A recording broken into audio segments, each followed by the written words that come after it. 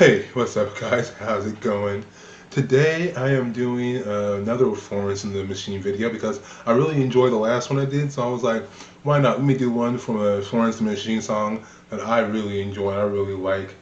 It has a lot of good imagery in it, I guess, but it's Chip to Wreck.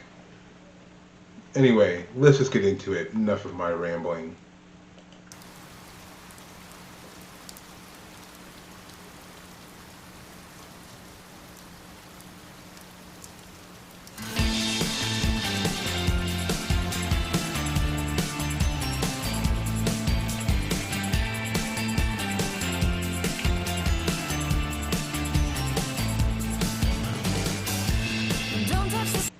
Already, before we get into it, I always do this. I know I do.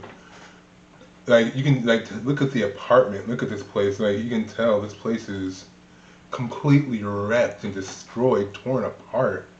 You know, a visual, like I said, a visual representation of what's going on inside the mind, inside the soul, and also what's going on between her and this other person. And what she's about to describe, the way she describes it, it's just like it's it's brilliant, like imagery through metaphor, simile. But let's get into it. Don't touch the sleeping pills, they mess with my head. Dredging of great white sharks, swimming in the bed. Like even this first line when she says, "Don't touch the sleeping pills." What she say? Wait.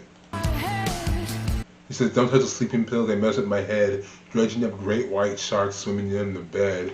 Like just the metaphor that how that represents, like, her restless sleep, and how like she relies on the sleeping pills to give her calm, and without it, like, she can't sleep, she's restless, and that restlessness is like, sharks in the, it's like, it's freaking amazing. Dredging of great white sharks, swimming in the bed, and here comes a killer whale to sing me to sleep, thrashing the covers off, has me by its teeth, and all my love remind me, what was it that I said? I can't help but pull the earth around me to make my bed. And even like the bridge right here, when she talks about, because like she's using, like, I love how she uses the metaphor of the ocean to represent the bed, and the creatures in the ocean to represent her emotional state while she's trying to sleep. How the great white sharks represent her torrent and thrashing and restless emotion. The killer whale, we should say, the killer whale kind of represents that, I don't want to say calm, but it represents killer whale, I guess one could say it represents like the sleeping pills, singing her to sleep, bringing her that sense of rest. But at the same time, she's kicking and thrashing the entire time. Like it's like a great way of saying, like, basically I toss and turn in my sleep every night, throwing myself around in my bed, and I can't get any good sleep. And I'm in such a state to where I don't even remember, because she said, "Oh my love, remind me, what did I say? I can't help but pull the earth around me to make my bed." Like, you know, I don't, like, I'm in such a state where I can't remember the things that I'm saying or the things that I'm doing, and all I can do is just kind of try to bury myself to try to get some rest.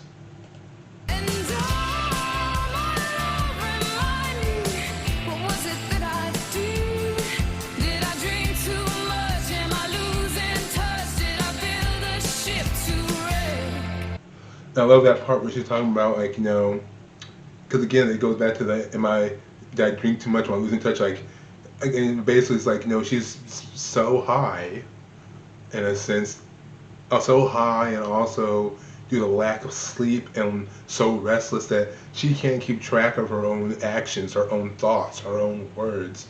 And she's asking, like, no, what did I do? What did I do to you? What have I been doing? I'm not even really sure. So much so that I'm just losing my grip on reality. And then the metaphor of the ship. Let's get into that.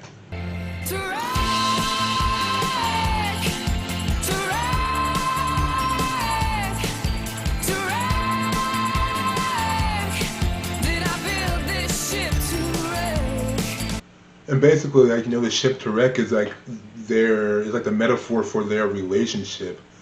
And she's wondering, did I get together with you just to destroy it all?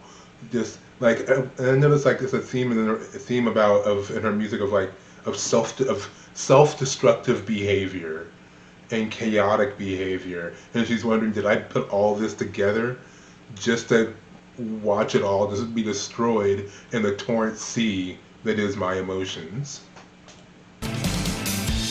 What's with the long face? Do you want more? Thousands of red-eyed mice scratching at the door. And don't let the curtain catch you, 'cause you've been here before. The chair is an island, darling. You can't touch the floor. And what's interesting here is like when she talks about when she mentions, what's with your long face? Do you want more? It can be taken in many ways. Like do you want more conflict? Do you want more anger? Because even the way she physically depicts herself when she says it, she's like she's taunting, but at the same time she's being very seductive and very sexual. So it's like, as much as this is like tearing him apart, and as much as she's going crazy, she's also kind of getting off to it at the same time. You know what I mean? So it's like this taunt of, do you want more? Do you want more anger? Do you want more conflict? Do you want more battle? Do you want more of me? It's kind of like there are layers to what she means by "do you want more," because like, do you want all of it? It's like it's there's a lot going on there, and then like also the metaphor of the thousand of red-eyed mice scratching at the door, just like these tiny feet, like these tiny, like gnawing, clinging emotions, just pawing at you, just trying to get in, just coming at you like in hordes, just trying to scurry their way in to get to you.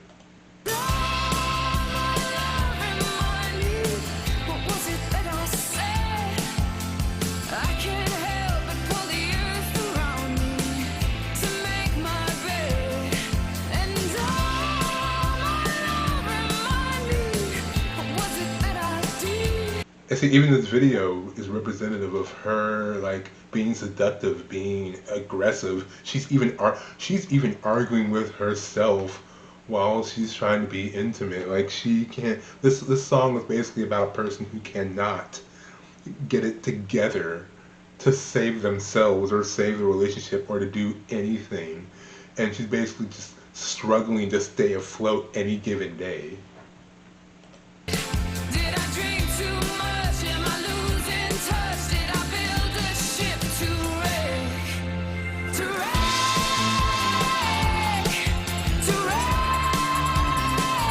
Oh yeah, and also the line of like, the chair is an island, you can't touch the floor. It could be like, she's basically like just like stuck in a place. Like, you ever played like the game of Floor is Lava, where you have to get on chairs and couches because the floor is lava, and like the chair is the island, everything else around you is lava. It's like basically, to like being stuck and confined in this one area. Maybe not necessarily literally physically, but the chair is like a metaphor for being stuck in one place and not being able to let yourself move in any direction and not being sure what to do. And I think that's also rings true in this song. There's a lot of uncertainty going on here. There's a lot of questioning of one's own behavior and a lot of uncertainty about what to do and how to tackle that. And so all she can really do is kind of lash out at the closest person to her.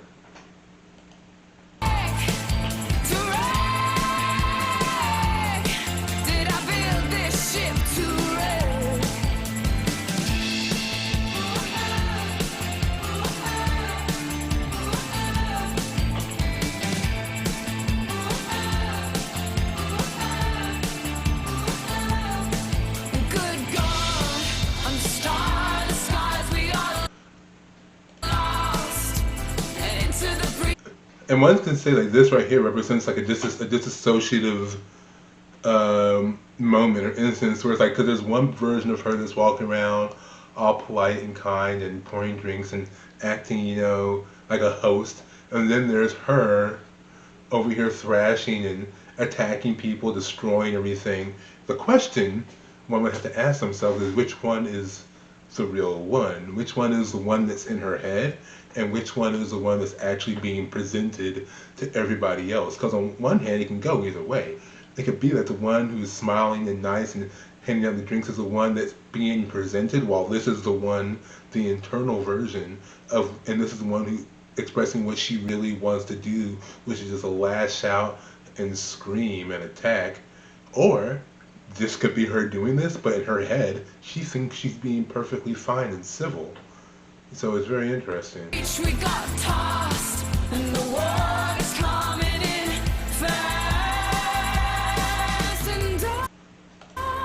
But then also, if you look at it, it's a mixture of the reaction, because everyone on this side of the table, they're all kind of reacting appropriately to this version of her, but everyone on the opposite side of the table is reacting as if nothing's happening, as if it's just a regular situation. So it could also represent how when there's like tension in a room, and some people can be relatively oblivious to it or try to ignore it, but then others are kind of they feel uncomfortable because they can feel that tension, and this person represents the tension. So this could represent a sense of passive aggressiveness.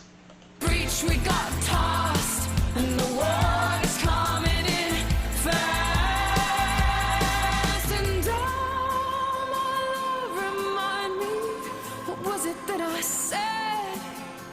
I can't help but pull the earth around me to make my bed. And my love, remind me, what was it that I did? Did I drink too much? Am I losing touch? Did I build a ship to wreck? To wreck? To wreck? To wreck? Did I build this ship to wreck? To wreck? And I think right here, this is a very important part, because ultimately, throughout all her conflict, the person she's truly fighting and has always been fighting this whole time is herself. She is her true enemy, her worst enemy, her greatest adversary, and the person she is constantly stuck in conflict with. So everything else that was happening throughout this entire video was really her just coming to terms with the fact that the person she's really angry at, the person she's really fighting, is her.